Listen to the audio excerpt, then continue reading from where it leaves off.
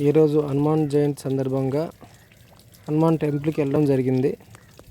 వెళ్ళి హనుమాన్ చాలీసా కూర్చొని చదువుకోవడం జరిగింది. మా గురువుగారు చెప్పారు, హనుమాన్ టెంపుల్కి వెళ్ళి ప్రదర్శన చేసేటప్పుడు ఒక మంత్రం పఠించమని.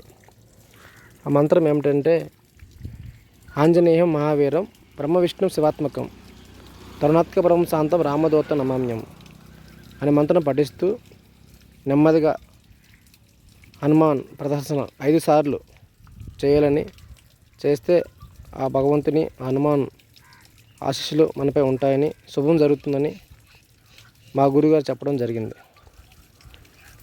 అదే విషయాన్ని మీకు తెలియజేస్తున్నాను. మీకు నచ్చితే లైక్ చేయండి, షేర్ చేయండి. ఇంకోసారి మంత్రం చెప్తున్నాను.